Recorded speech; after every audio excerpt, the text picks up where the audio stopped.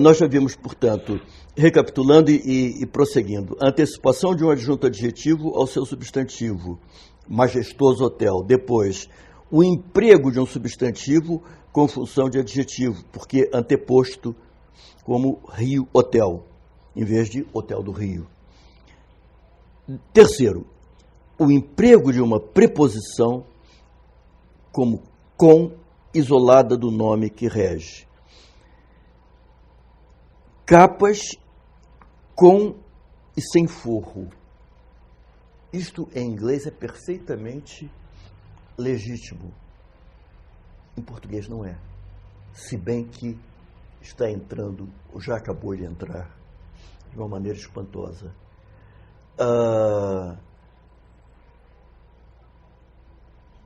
Com ou sem pandeiro? No meu tempo de garoto, portanto, há uns 150, 160 anos atrás, havia uma música de carnaval que era assim, com uma marchinha: com pandeiro ou sem pandeiro, eu brinco, eu brinco. É provável que um angliciparla hoje escrevesse com ou sem pandeiro, eu brinco. O verso ia para o beleléu e, ao mesmo tempo, estaria perpetrando um miserável anglicismo sintático. Na verdade,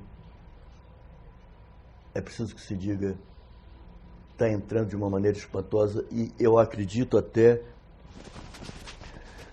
que todos nós, de uma maneira ou de outra, já teremos perpetrado este anglicismo numa frase como com ou sem razão. Com ou sem ele, eu vou sair com ou sem ele, com ou sem razão. Essa possibilidade de coordenar preposições que regem o mesmo termo é própria do inglês, não do português.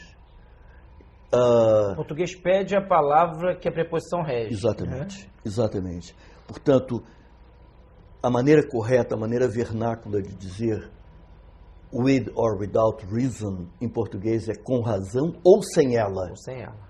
Isto é português de lei. E deixe-me dizer uma coisa só para esclarecer, para ficar registrada. Eu não estou enunciando estes fatos de linguagem como quem está brandindo uma palmatória. Eu sei perfeitamente que as línguas evoluem e que as línguas se contaminam.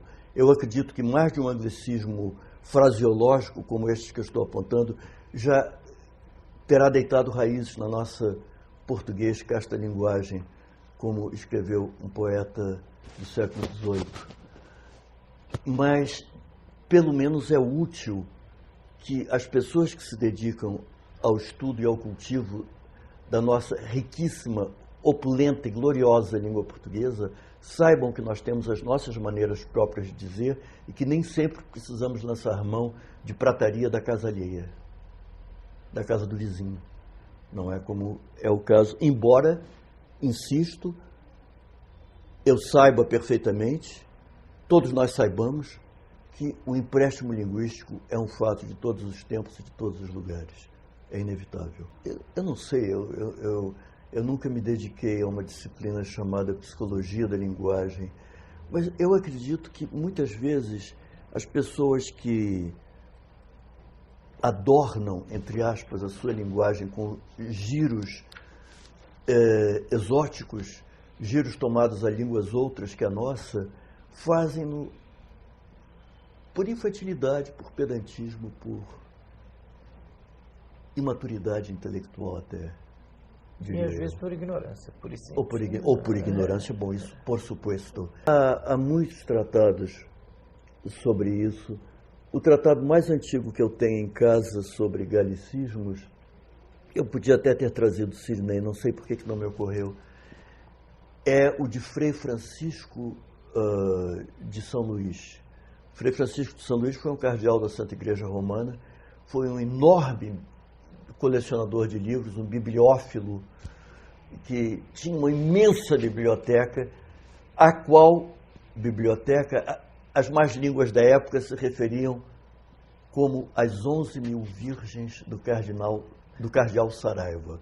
Ou seja, ele tinha aqueles 11.000 livros ou mais, porém nunca os tinha aberto.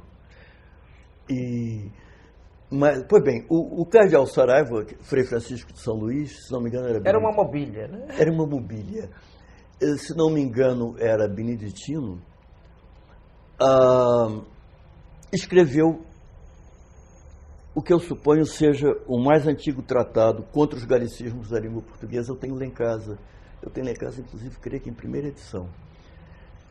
E, além dele, outros muitos houve que escreveram contra o galicismo, e alguns são simplesmente cômicos. Por exemplo, o Dr. Castro Lopes, que foi professor do antigo Colégio Pedro II, que era o nosso mais importante estabelecimento de ensino de humanidades. Isso numa época que não havia faculdades de filosofia, faculdades de letras, e um concurso de catedrático do Pedro II tinha mais importância e provavelmente mais peso do que o concurso para muitas escolas superiores de hoje em dia.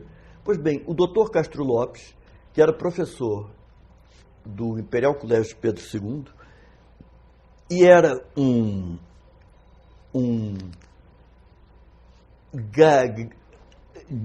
galicistófobo ferrenho, escreveu um livro cômico chamado